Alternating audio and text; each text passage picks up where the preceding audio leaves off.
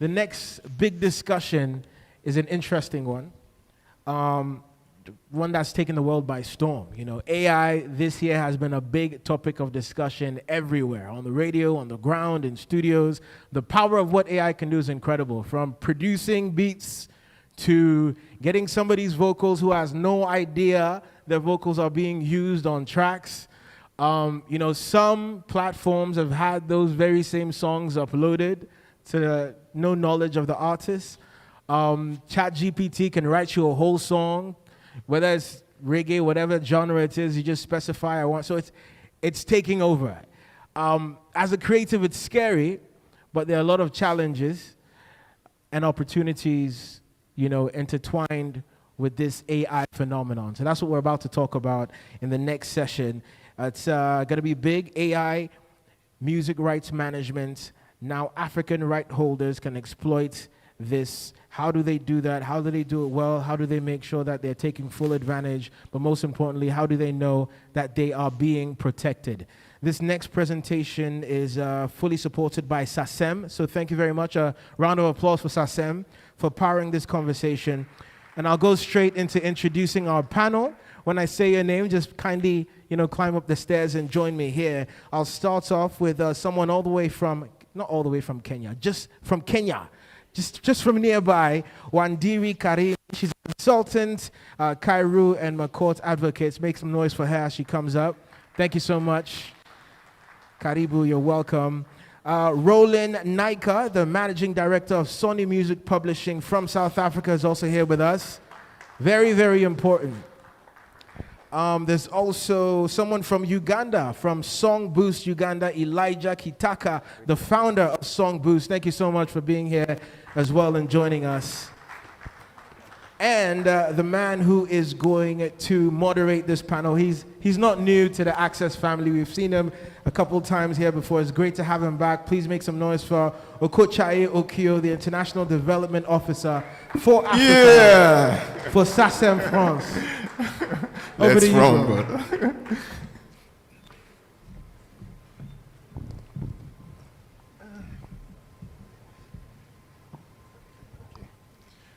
Thank you guys. So we are going to talk about AI. It was named most notable word of 2023 by Collins Dictionary. Since the rise of the likes of GPT, the public has realized that we are arguably living the biggest revolution since the advent of the internet. Because AI is impacting every aspect of our daily lives, hence, it has sparked controversy. In the creative space, some artists fear this innovation, and they want to prevent AI from using their works without permission. To serve that purpose, the University of Chicago has even developed a tool called Nightshade, which enables artists to make invisible changes in the pixels of their works before uploading them. And when these works are swallowed by data training set of AI, the results break in chaotic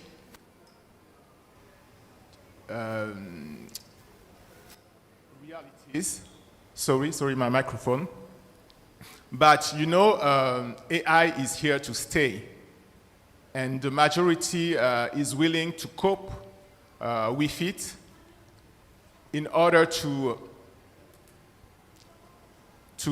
tap into the creative opportunities it offers whilst safeguarding their IPs. So we'll deep dive in this topic today and with my guests. And so we'll start with a quick introduction, and of course, ladies first.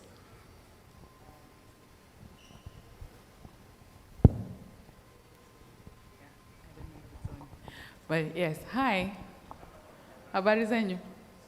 My name is Wandiri Karimi. I am a musician who studied law. I specialize in intellectual property, and I'm very glad to be here. Hey, good day, everyone. I'm really grateful to have this opportunity. It's Rowlin Naicker. I'm from Sony Music Publishing from South Africa. And thank you for having me here. Is it good morning? Is it afternoon already? It's No, good morning, not I yet. guess. It's still good morning. It's wonderful to be here. I'm Elijah Kitaka, Ugandan, currently working out of Nairobi, building a platform called SongBoost, which is primarily a content ID platform. And I heard that you've been awarded by the AFD lately, so it's Absolutely, important to talk about it.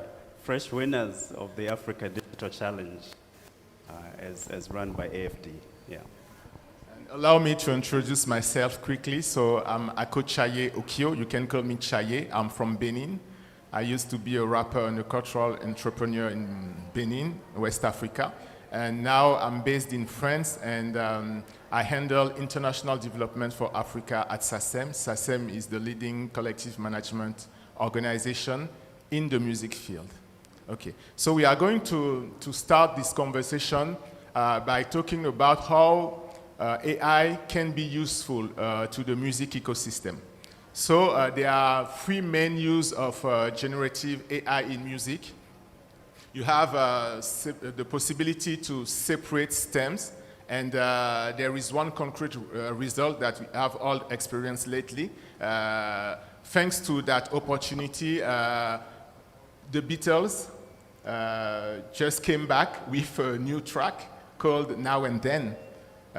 So you see that can be really relevant. Then you have AI, which is helpful in terms of ideation, in terms of creating music, writing new music. And there are also all the vocal syntheses that are possible. And everybody has heard of the now infamous fake Drake and The Weeknd song. In Africa, I would like your testimonies. Are you witnessing a rise of the use of AI by artists? So let's start with Wandiri. Or have you personally experienced, tried that? Definitely. Just a project we did this last week.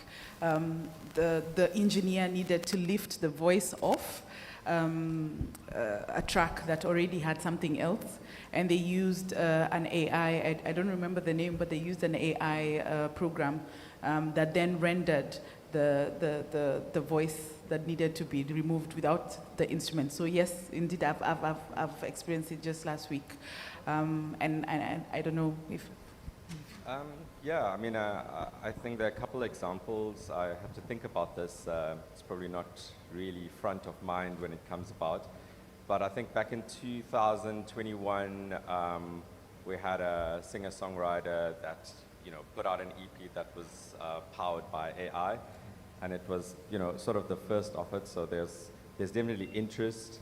There's also a Nigerian producer, Eclipse, that also put out a project.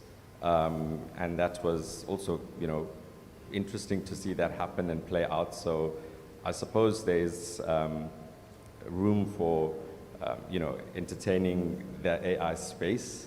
But for now, I think there are a couple examples which is testament to, making use of AI. Yeah.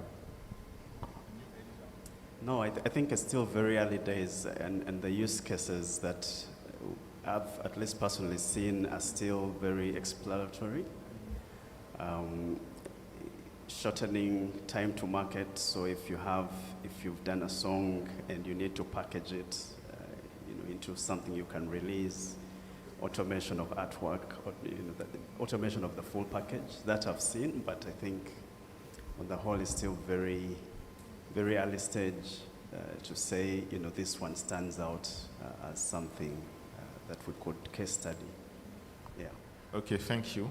And AI can help also improve rights management. There are many examples. For instance, CMOs are already using AI for their operations, and tech companies involved in this business also, to monitor use, to identify works, to match both, to prepare distribution, and so on and so forth. Elijah, SongBoost initiative is powered by AI, and can you elaborate on it and on how you think you can be helpful to the right management ecosystem? All right, so first to just give, and this is not a sales pitch, I will try not to be very salesy, but I'll explain what the platform we've built does, and then how it leverages AI to do it better. So it's a content ID platform. Content ID in itself is not new. YouTube has had this for a long time to ID user-generated content that features copyrighted material for takedown and all other use cases, or even monetization. Our platform applies content ID majorly to the offline world, so radio, TV, venues, that kind of thing, because we've observed that there was room to solve the offline royalties problem. So to tell in what proportions your works are used in venues, what proportion your works are used in on radio stations and TV stations. So the platform is more anchored to offline. There are two ways today that you could do content ID. One is fingerprinting, and that's it has been the most pervasive. Fingerprinting means you give us a song, and then we'll generate a unique fingerprint for that song. And so as we compare incoming material or an incoming broadcast or stream, we are matching against that fingerprint, that fingerprint database to figure out if this is indeed your song or someone else's. The limitations there are that if whatever is being broadcast or whatever is being streamed has been altered, there is a chance that the ID system will miss it. And that alteration might not necessarily even be extreme. It could be that it's in a DJ mix and BPMs have changed significantly, and so that would result in a different fingerprint, ideally. What we've done and how we've used AI, if you watch the latest releases, one of the models that has been significantly improved is called Whisper, and Whisper is basically speech to text. And so we've utilized that because now you can go a level deeper from just comparing fingerprints to saying what are the contents of what is being sent over the airwaves. And while you could alter the BPMs, a lot of the content could remain the same. So you could basically match against lyrics, for instance. You could match against more parameters because now you have deeper capability on AI. So I think it has helped us be a bit more accurate, so to improve accuracy levels, where as DJs can be very creative. The original work has kind of been altered on the fly to just suit the audience and the vibe. Can the other participant weigh in? Yeah, thank you. I'm keen to hear more from Elijah about SongBoost, is it? Yeah. I work closely with the CMOs back home, both Samro and Capasso, and a big area of concern for us is in monitoring and tracking music being used, particularly on broadcast, on TV, particularly where there's voiceovers, and the music's sort of underlying, and it's, to try and get those cue sheets, to try and get those flighting codes from broadcasters is sometimes of a mission, and we want to be able to track, monitor, and report accordingly, for that broadcast revenue. So. AI certainly has an opportunity there to be a powerful tool to assist in that monitoring and tracking and for better accountability to the rights holders. And I suppose with any important tool like that, it also still needs to be managed and be centered around what the purpose it is for. But I certainly think this sort of AI for the monitoring and reporting would be great if we could have more of this sort of available. Wandiri? Nothing useful to add. Okay. AI-driven era comes with opportunities and challenges for copyright in Africa. Because we are here to offer solutions, we'll start with the challenges. It could possibly harm copyright compliance. Why? Because now you have more and more media, the likes of Spotify, so DSPs, which are creating their own songs, their own catalog.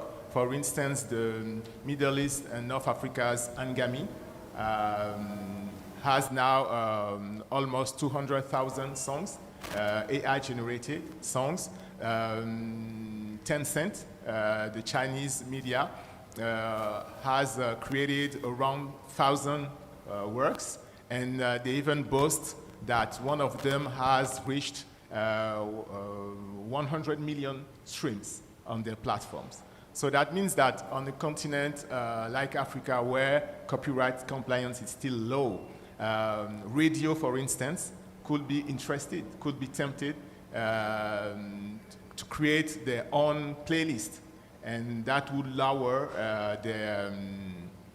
the copyright royalties fees that they would be paying. So what are your thoughts? Do you see such threats? Do you feel like that could be an issue in Africa? Your opinions, in fact. I'll go first. I think one of the things around technology is that it's always scary, and I think if we were to just focus on what it is the technology can take from us, instead of focusing on what we can take from it, we'll have more people focusing on the good more than the bad. I don't believe that having AI as quote unquote competition would be a challenge for us, because there's one creative born every day. You know, there's somebody being born now. I think it's every 8 seconds or something like that. We have a new person in the world, and that's new creativity. So in terms of what the possibilities are for us, I think working with AI, especially like what I saw in the project was that AI can assist you to create. You know, everybody, how many people have used ChatGPT? I use ChatGPT. Have you used ChatGPT? Yes, so it's something that we are using to create. So I think that's the attitude I would like to take towards AI anyway. I'll give you my take. I think that, so the question you're asking is actually a mathematical question, if we're to be honest. Great.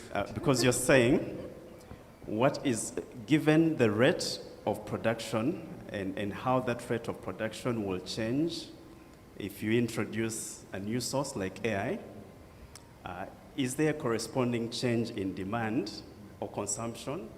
And if there is no corresponding change in demand or consumption, it means there will be dilution. This is, forget AI, just thinking mathematically. If the pot of consumption or demand remains the same and you increase supply exponentially, it means at an individual level, dilution will happen. It means if previously there was a $1 million pool and were 10 producers, and now suddenly there is 1 million producers with the same $1 million pool, I will take a smaller portion of that pool. I think that's the reality. So, and that will happen in any sphere. It doesn't have to be music. It's really supply, demand, and the size of the pool. So can AI increase the demand or the demand pool, I think that's a fair question. On the surface, I believe that yes, dilution will happen if the content that is generated by AI participates in the royalties pool. So if, for instance, CMOs or regulators decide that, look, we shall recognize that a song that is AI generated is an original piece of work that must participate in the sharing of royalties, and this thing can pump out 10,000 songs in a day, certainly there's going to be dilution. Yeah. Yeah, I mean, just to follow through on there, CMOs, rights holders will have to put certain exceptions in place, limitations on that, so that it doesn't dilute the royalty pool. And that's sort of already happening right now. I think a week ago, Spotify had announced that, they're trying to, increase value on songs which only earns more, or only is streamed more than 1,000 times in a year. And that's, depending on where you are in your career, that's pretty much heartbreaking to, up and coming independent artists who's putting out content that may take a while to build up their following, etc. So is that the answer to this scenario? Maybe not exactly, but in another scenario, I think with Deezer, they've taken the route that so-called sort of garbage music, white noise music, sort of crashing wave sounds, will not form part of the distribution pool. And in fact, that particular music or sounds can be replaced with AI-generated music because there may be a need for a consumer, but also while you can consume that AI-generated music, it won't participate in the royalty pool, so only authentic music will. So you'd have to find ways in which to put the barriers in place so that AI does not sort of kill the creative spirit of those that thrive and make a living of this. Yeah, true, because right now we are overwhelmed. Boomi, for instance, which is an AI platform, released numbers. I think it was in July or June, and they at that time already 15 million tracks have been generated through the app. And the issue was so crucial that Spotify decided to stop them from uploading content on its platform. But it's true that now Spotify's CEO is saying no, but we are not against AI-generated songs necessarily. We'll see how we can strike a balance, etc. So the conversation is interesting, and from a visibility perspective also, there is an issue because if there are so many new content, how independent created works like African works can be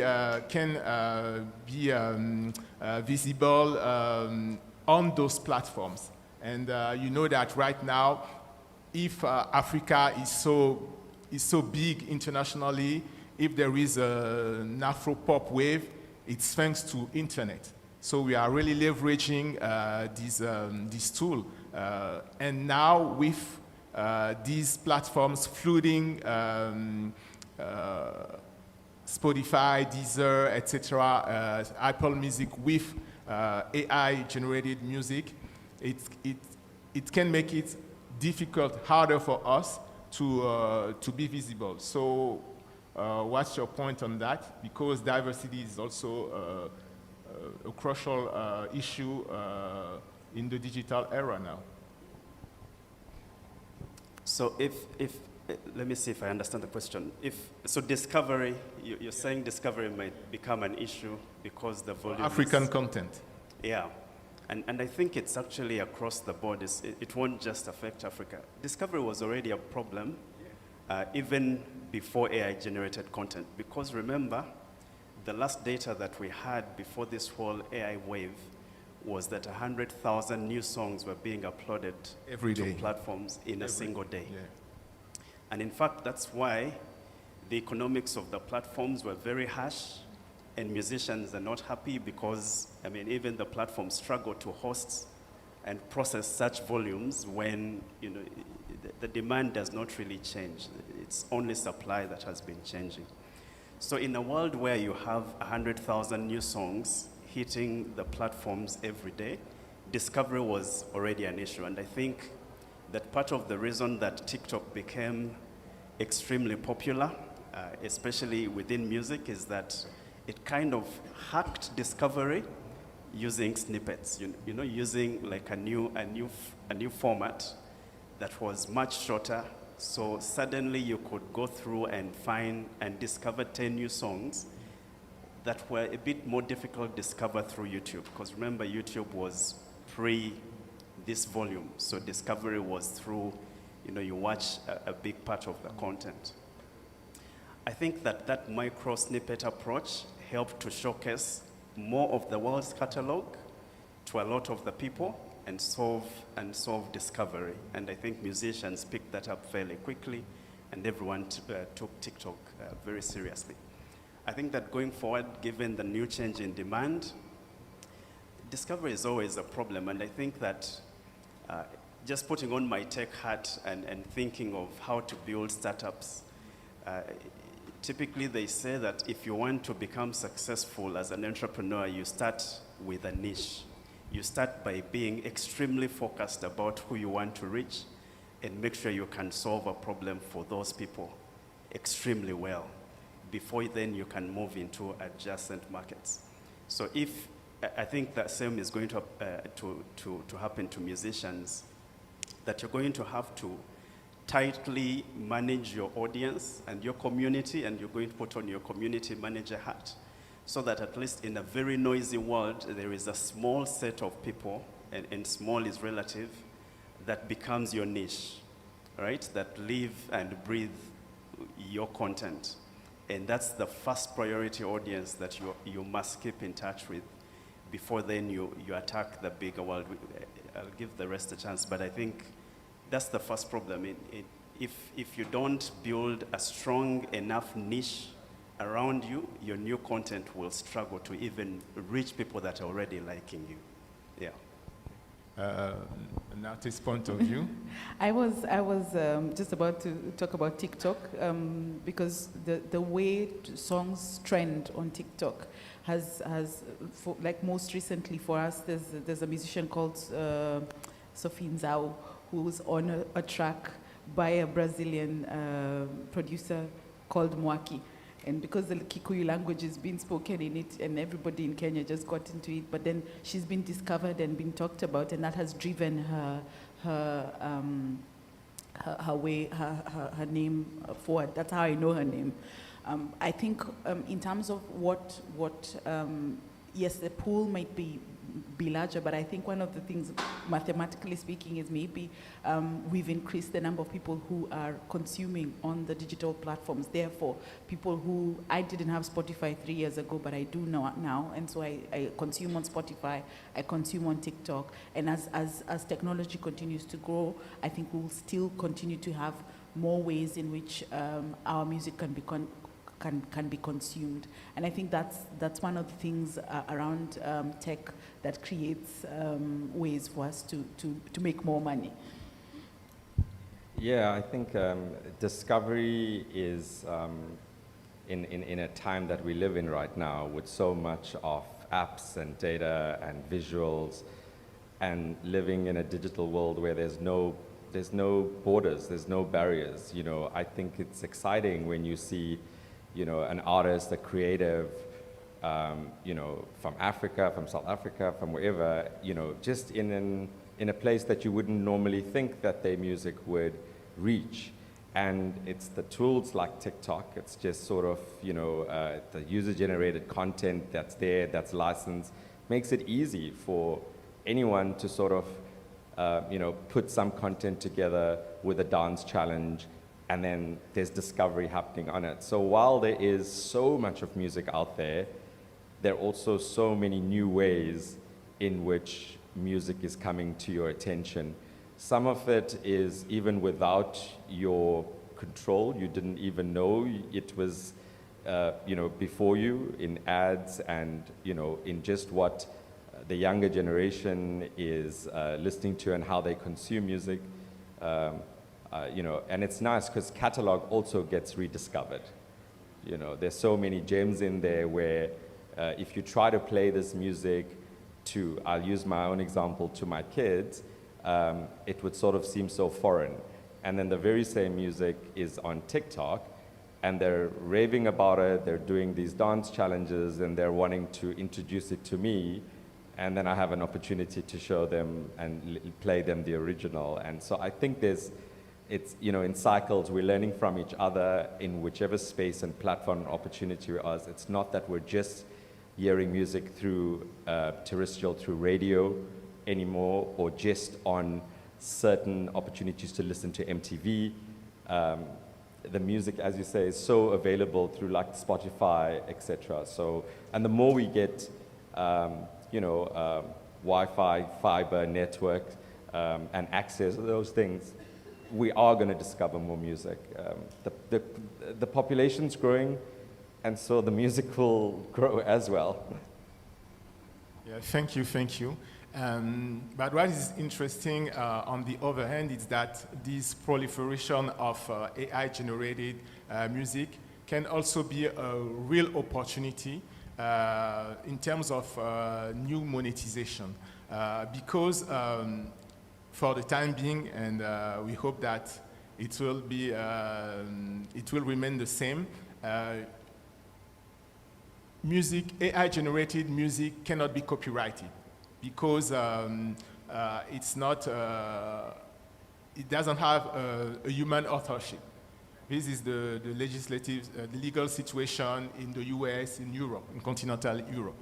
So that means that there is an issue about who should claim authorship on AI-generated content. And that's where the music rights holders can step into the scene. Because to exist, AI needs to be trained, and trained by pre-existing content. And you cannot get to such sophisticated, efficient result as ChatGPT without using a lot of content, tons of content, and it took years. So for sure, copyrighted content has been used to train these AI models. So that means that if you have borrowed my songs to create an artificial intelligence that can now recreate vibes, I can claim authorship, at least a part, in these new tracks that are flooding the internet. And you see in many countries, rights holders are pushing for that, so they can get a slice of the cake.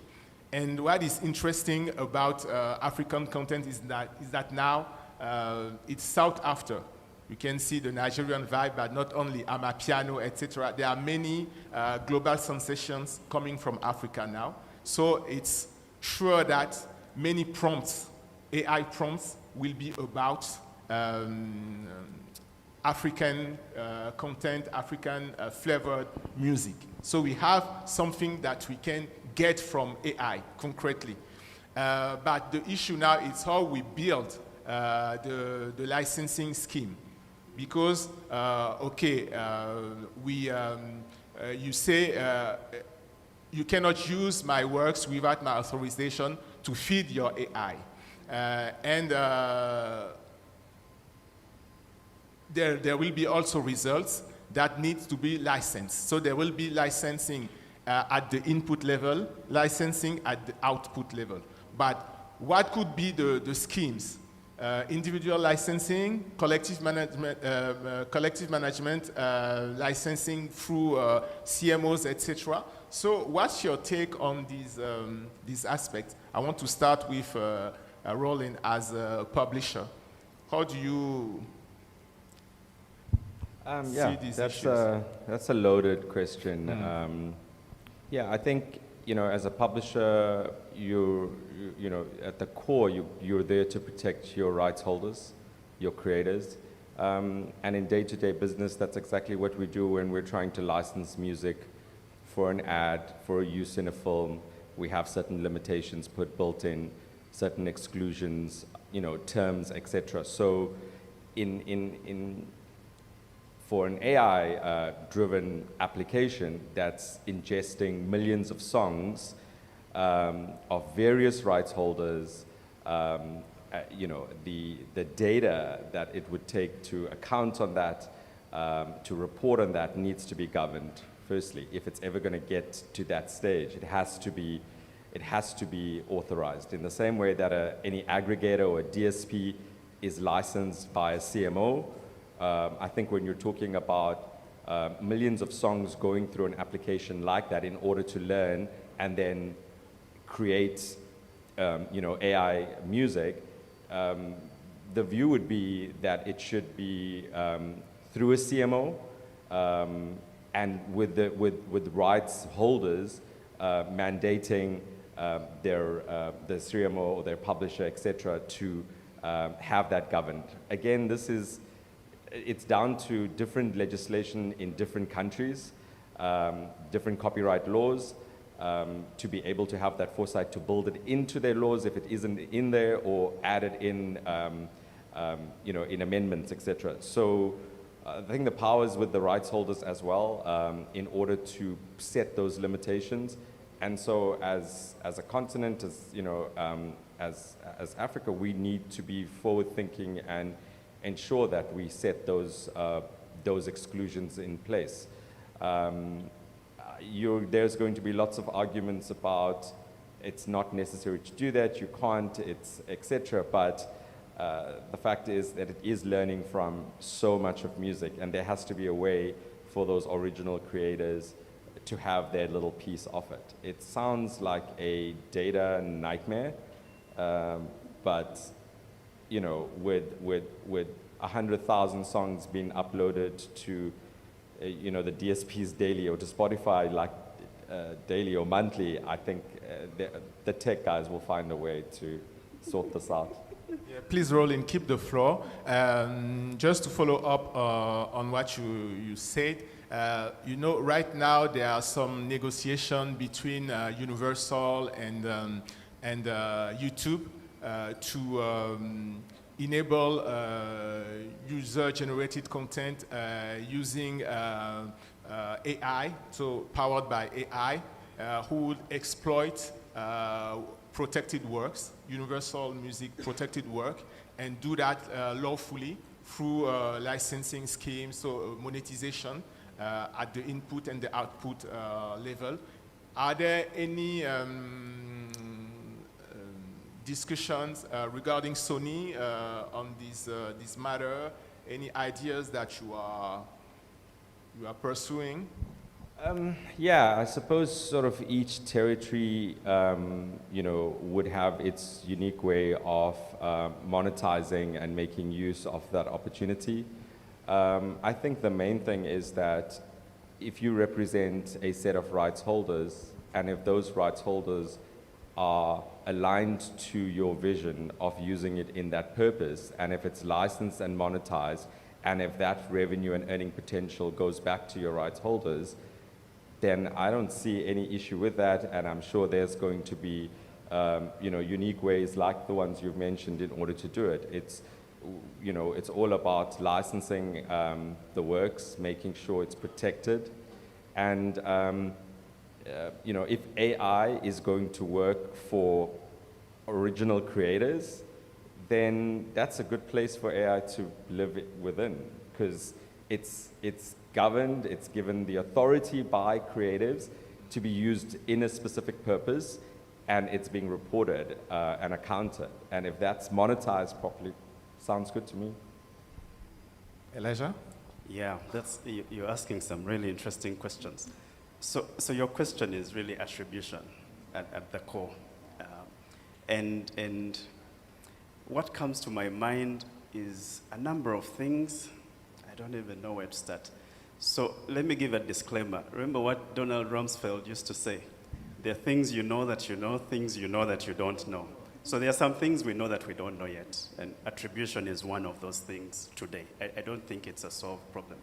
Because if the piece of content has been created based on millions of inputs, at what point of dilution does attribution stop making sense? So I think there is some known unknowns, and then there are many things we don't know. I think it's a very fast evolving space, and we can't even claim to have the answers today. That's one. The second thing I was going to say is that music traditionally has always been a platform business. And it's really important for musicians to understand that thing. And when you study quote-unquote musicians that have been extremely successful, when you unpack their success, the large part of that does not come from music directly. And you can choose anyone. Choose, I don't know, Jay-Z, choose It was the Nas. easiest one. It was the easiest one. Right? Choose Nas. Can do better. Yeah, I think that Just it's teasing. You platform can do- business in two ways. It's always been this thing that can create such an emotional connection to an audience that they're willing to consume whatever else you present to them if it's in line with what you represent. That's why musicians, are big on fashion. Musicians are big on endorsements and that kind of thing. I think that a lot of those people have cracked the code that this is a way in. This is my platform. This is not where I will mine the money, but once I have the audience, I am the platform. That's one. The second way to think about why music is a platform business is that in aggregate, music looks like a big industry, but when you speak, at individual levels, the numbers are very small. And the reason for that is that if you take a platform like Spotify or whatever, when we report numbers, they sound big, but no single artist has any meaningful share of this large number. Again, because of this thing called the power law.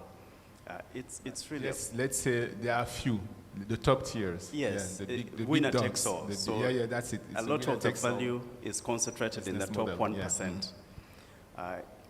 So look, I think that attribution can be solved, and the reason that we obsess about attribution is because we're holding on to the hope that there is value to protect. I think that question on will there be value to protect is a valid question and is still a known unknown.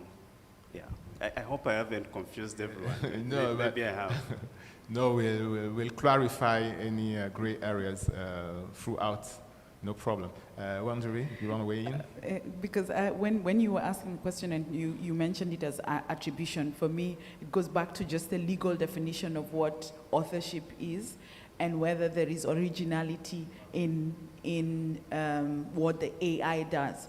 So, and I think that's why the US decision was what it was, that the AI cannot then have authorship because the authorship is not based on creativity. And even if work has been expended on whatever it is they've collected, it's really a different presentation of data, if you ask me. And that's not something then that can be attributed copyright to.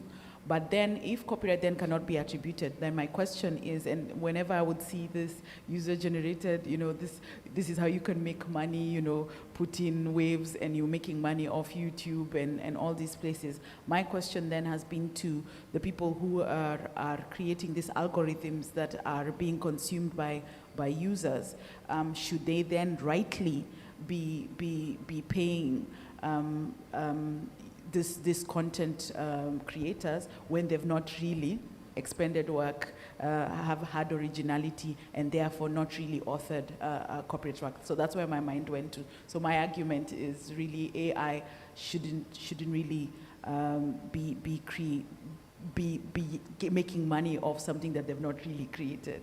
And if so, then that attribution needs to then become something that is distributed amongst the data that they've used. So those users who have created it through that data collection then should be the ones to get the money. Yeah, that's the position of the creative ecosystem. And I wanted to challenge a little bit Elijah, because there are some big tech and some digital distributor CEO who claim that they can identify through AI-generated works. So that means that AI can regulate AI, and that there are also tools that enable to break down what has been ingested by the AI training data set, and to identify the rights holders,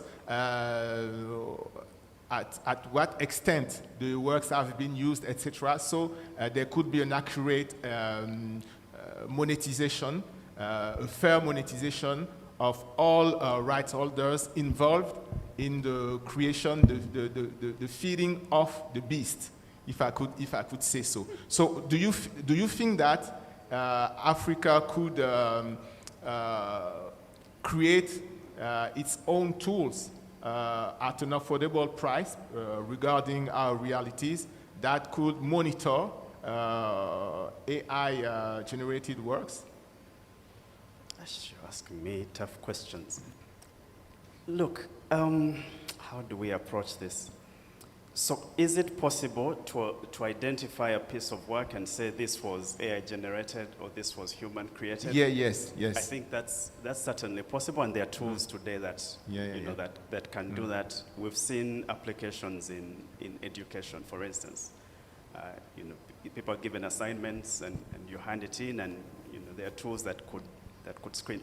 I think that to simplify why that is possible is that it will be a variant of the language. What it creates will have some consistencies, even though we can't pick them up quickly as humans.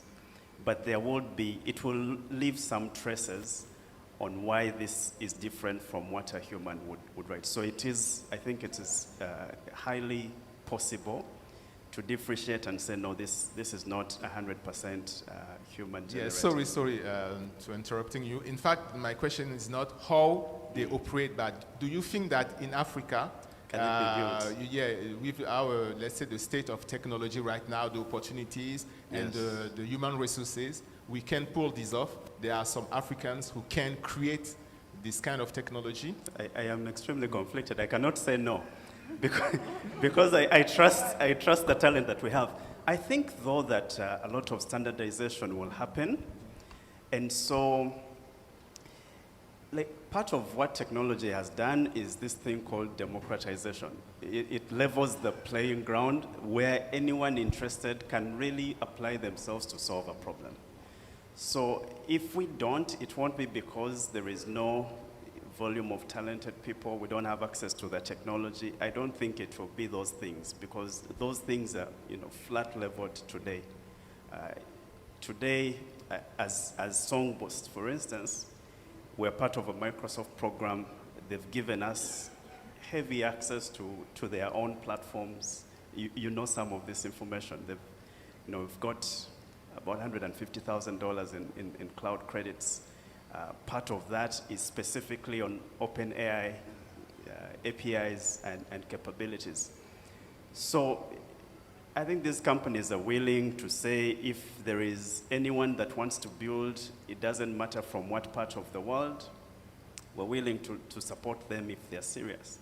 The latest announcement around this store for GPTs, I think the initial first movers that build these agents or GPTs, irrespective of where they are in the world, will receive a lot of support because there is genuine interest in saying, can we see how useful this thing can be in the world without necessarily, it's region agnostic.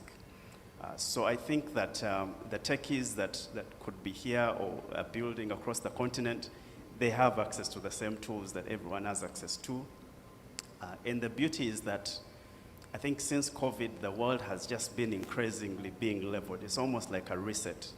And for once, everyone is starting, it feels like everyone is like starting afresh, to unlearn and learn new things. So if you can be fast at that loop of how quickly can I unlearn, how quickly can I pick things up, I think we have a chance, irrespective of where we sit in the world.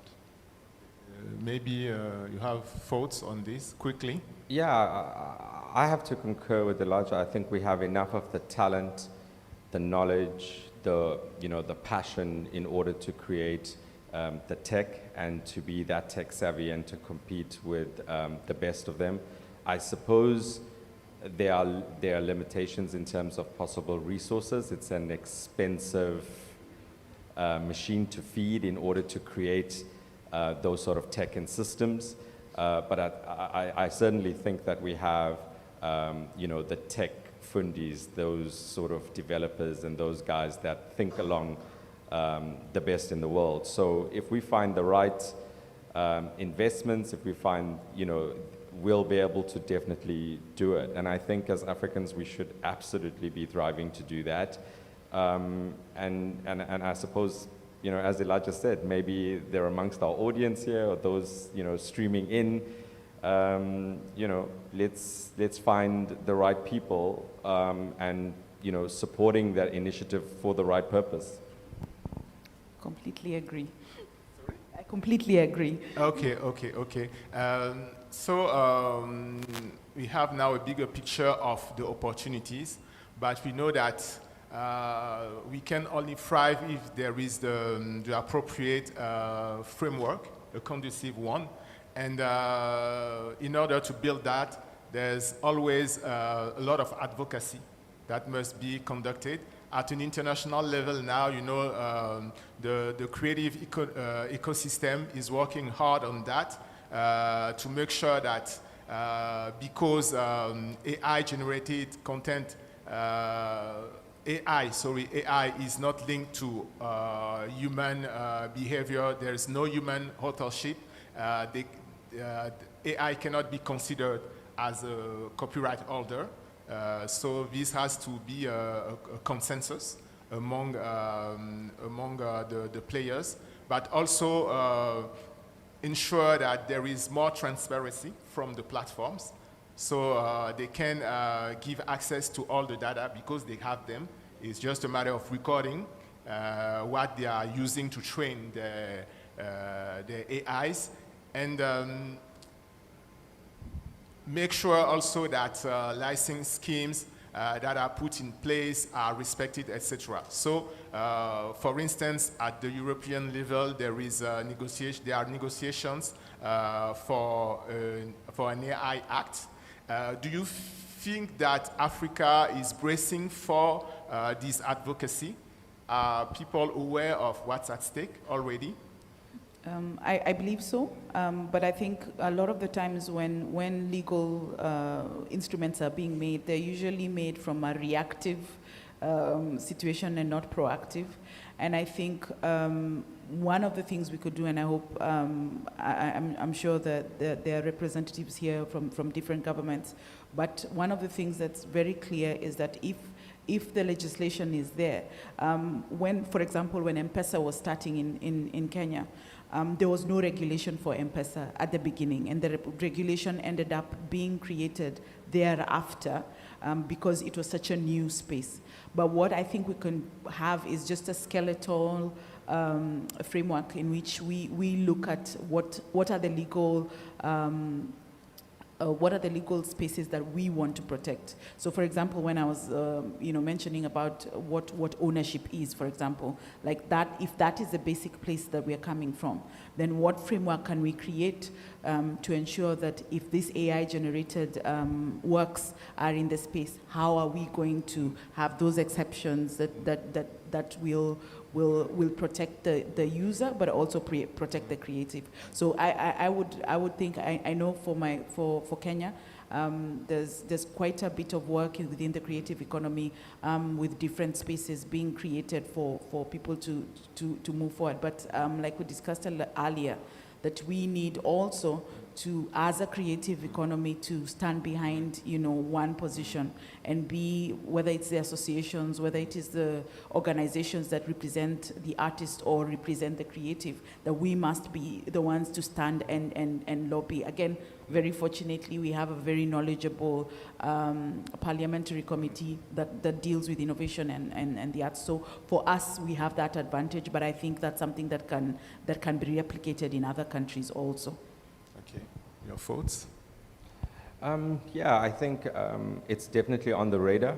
I think we're going to have to be very intentional about how we lobby those that are policymakers to understand what impact this could potentially have if we don't actually, as we say, brace, prepare, and adjust and change legislature in order to protect our creative industry.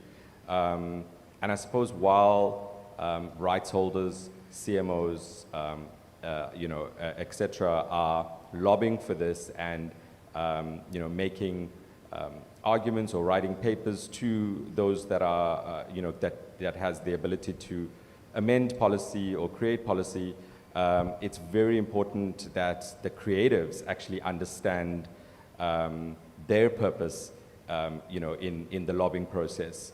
I think those that make the laws probably would want to hear more from a creative, an artist, a songwriter, of what the possible impact will be to them if this is not updated into legislature. And I think at the same time, while the creative industries lobbying currently or will be lobbying to make these changes, you're also going to have those that consume content and would rather not have these exceptions or not have this legislation in place. And they come with very loud, powerful voices, influencing voices that may speak louder and closer to those in power. And so as a collective creative industry, we need to really speak with one voice and understand what it is that we're trying to do in putting the legislation in place, and if it be the amendments and speaking with protecting the creative industry, or we wouldn't have much of an industry left. Elijah, something else? No, he said it well. I think that why advocacy has still not produced tangible progress in music in many of the countries that have been exposed to is there is lack of a single voice. There is noise, there are people that are talking, but you're like, who do you represent? There is like that one voice, I think, has still failed to come through to say, when I speak to this organization, I am engaging the industry, and what they give me is the position of this industry. I think many times why regulators have also failed to make changes that are in favor of industry is because, yeah, you meet one group today and you think, yeah, that's the voice, and then it turns out there is a new release tomorrow that says, no, we're actually not part of these guys, and it's almost like we're in competition mode 100% of the time, even when we need to be collaborating.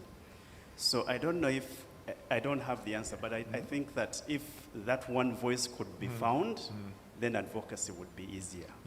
Yeah. You make a great point. Just to conclude and on this part and to wrap it up, this issue really requires strong positions, as Rowlin mentioned, and that's why, for instance, SACEM, as a leading collective management organization, has issued a position paper saying that, okay, there are some text and data mining exceptions which enable AI platforms to dig into content without permission, but the right holders can opt out.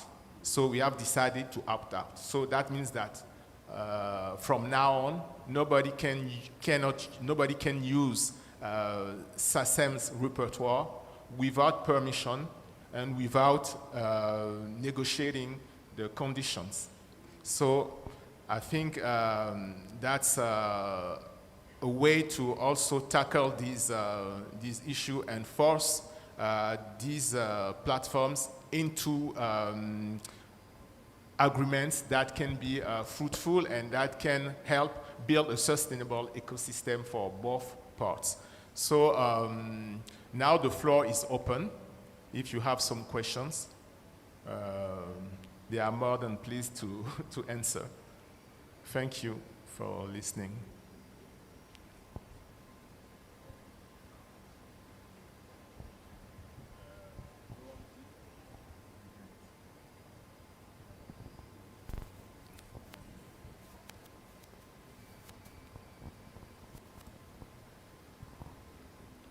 Good morning. Coming. Oh, it's afternoon. Good afternoon. My name is Abasa. I'm from Uganda. I'm here, if you're trying to look. Yeah, so you presented some really great insights. I think maybe one of the ones I picked up on was, will there be any value to protect? And after how many variations does attribution still count? Because the future of creation is you're going to put a Taylor Swift a song inside, right? And then a YouTuber or a TikToker is going to have like 10 different variations that are sleep, running, workout, whatever. And so after how many variations can Taylor Swift still be paid? I guess you also touched on what's a proposed licensing model. Is it input, output, or is it collective, like a collective blanket, kind of like how the CMOs do it? But maybe the question I'm asking right now is, who controls, like how do we get compensated? And the question really revolves around this recent lawsuit, the UMG against, I forget the name of the actual tool, but Anthropic, right? And Anthropic's argument was that they had fair use, right? Or the argument was like, we've got the content and we are using it for education purposes. We are not doing the same exact lyrics that you guys made and whatever. And I guess it's a legal question, but it's presented to everybody as well, what your thoughts are on Anthropic's argument and whether we do even stand a chance. I know there are some bad players, of course, in tech and in any industry, but let's assume that everybody is being nice. How should we approach it going forward? I don't know if there was a question in there or I was just ranting. I sort of had a question, but shall I take it? There was no question. Oh no.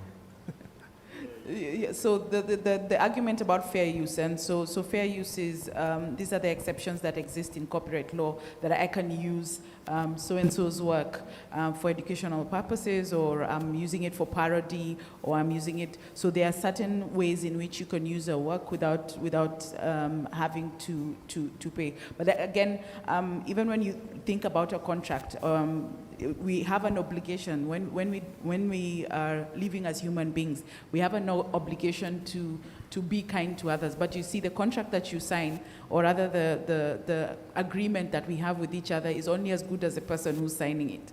So really, if the person who has decided to take that work and is not using it in the fair use, because that's from what you've told me, I've not read the case yet, but then from what I've heard, it's just somebody using a loophole to get away from doing the right thing.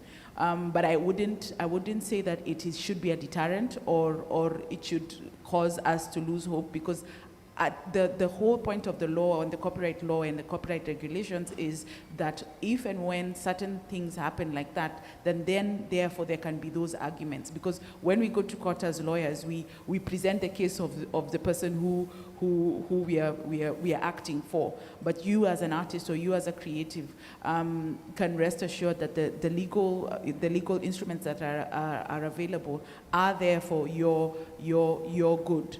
But yes, there are people who will steal from you. You just look at it as somebody has stolen a handbag, and therefore the handbag shall be.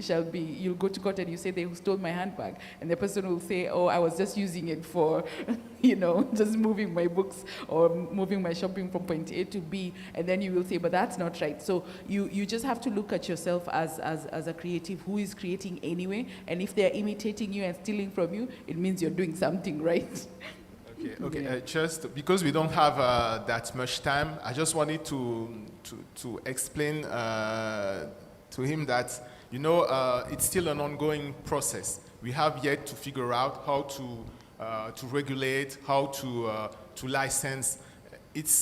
There are discussions currently, and I will take one person there who has raised the hand, and we'll have to stop there. But you can engage with us after. Go on, please. Just one last question.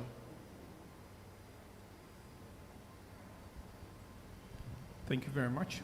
My name is Geoffrey Kongot. I'm from Uganda. I think my comment, it's not a question, it's a comment. I think we're focusing too much on the threats of AI to copyright, and we are missing the opportunity in the revolution of AI. I think we're not any different from when all the major changes were happening in history. For example, from when CDs and the eventual cross to digital happened. I remember the guys that were using vinyls were saying, oh, CDs will never work. Vinyls are the real deal. We spent too much time on that nonsense. And now AI is here, and it's one of the most amazing things that humans have ever invented, and we are worrying too much. I think the conversation needs to take a different direction, where, for example, CMOs should be working closely with the companies like OpenAI and having discussions about how we could be exploring the issue of copyright in future, but also give the tools the opportunity to grow. Imagine if OpenAI had announced, if they had announced before they started training their engine on all the world's knowledge that they were about to start, we would not be here today with what we have with their tools. Because everyone would have said, no, don't use my knowledge, don't use my information. Then we would have nothing. But now we have something amazing because they just kicked off. Okay. Thank you. Thank you so much. Don't get us wrong, not at all. I think that our focus here was to showcase the opportunities. But the opportunities are linked to monetization. So for us, it's how we can take advantage of AI monetization-wise. It's important. Okay, it's important that we get into this new era, but we must ensure that the rights holders are being paid. So it is just a balance to strike. And once again, nobody here is how can I say, worried by AI. Nobody. We think it's a good thing. We want to embrace it. That's how can I say, the philosophy behind this session. It's important, but you just want to make sure that whilst we are enjoying the creative opportunities, we are also safeguarding IP. That's it. Thank you. So this is a wrap.